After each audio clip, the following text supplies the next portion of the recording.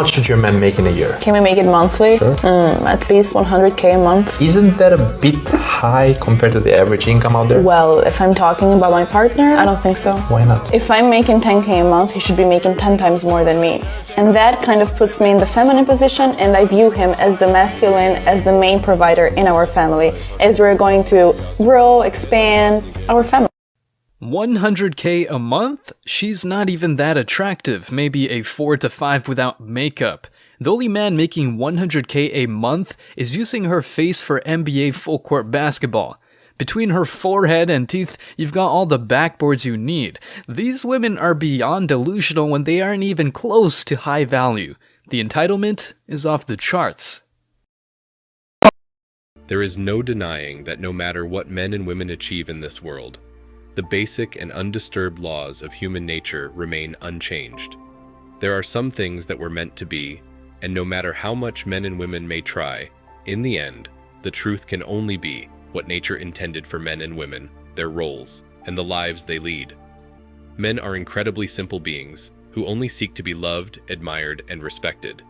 On the other hand, women constantly expect the very best from every male. Despite all the talk of equality, they don't actually try to achieve it. On the other hand, the typical woman desires a tall, gorgeous, wealthy, and successful man. She frequently fails, nevertheless, to develop and enhance her inner beauty, personality, and character.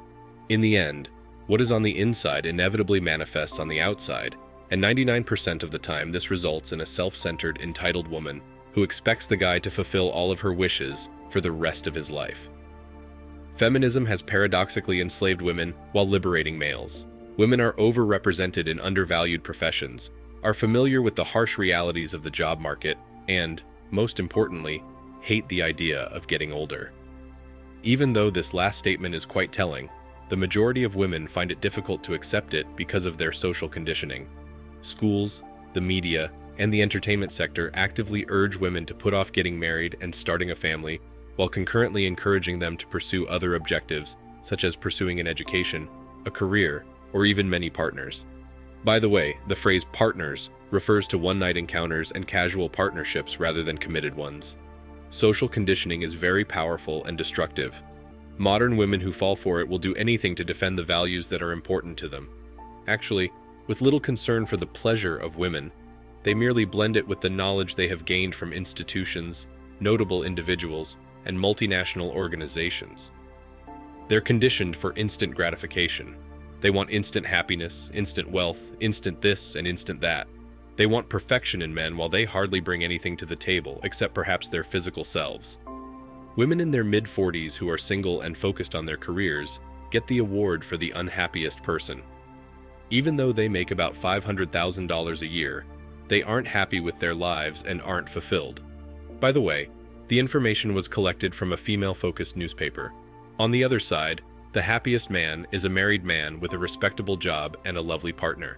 A married man aged 39 with one child, a wife who works part-time, and a family income of between $150,000 and $250,000 is also said to be the happiest person, according to the same article. Isn't this a clear difference?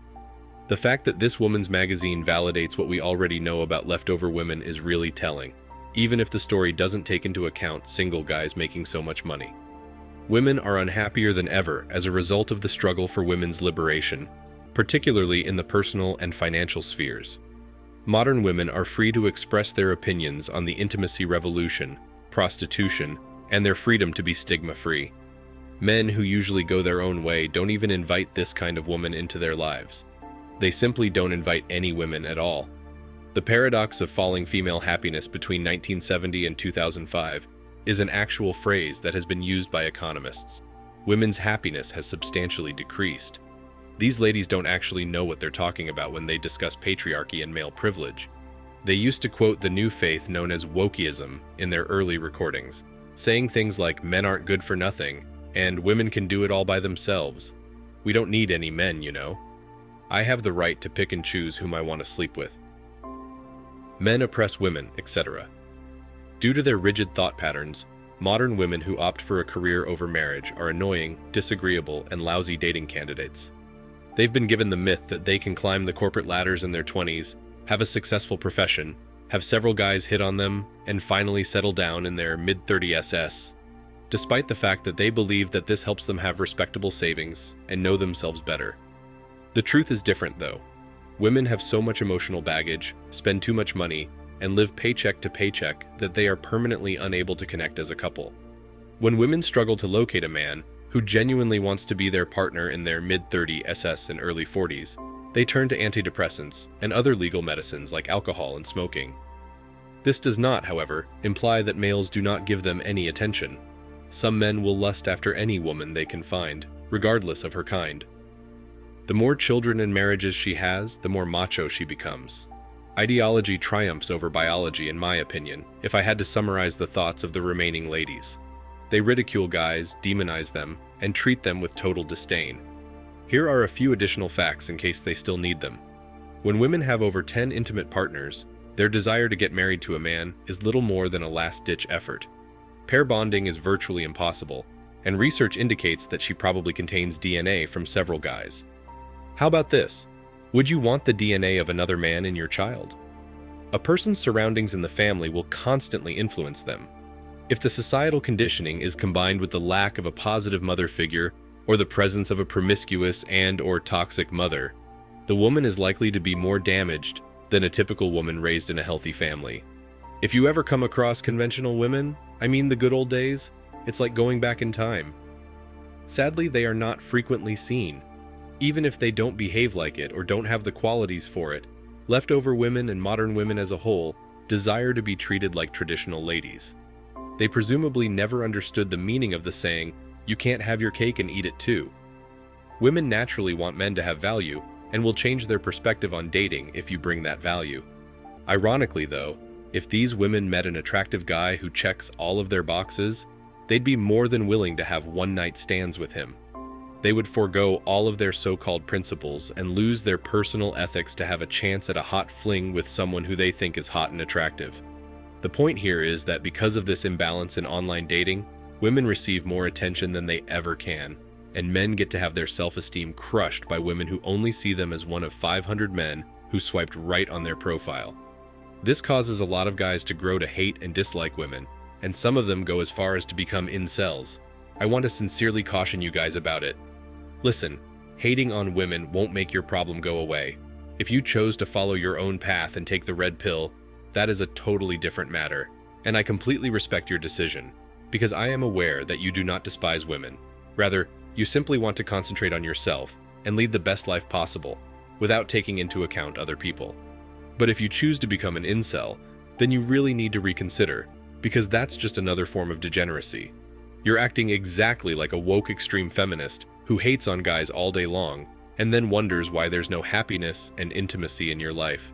The primary method of avoiding becoming that extreme is to actually interact with women, meet more women, date more women, understand their points of view, and live a healthier lifestyle.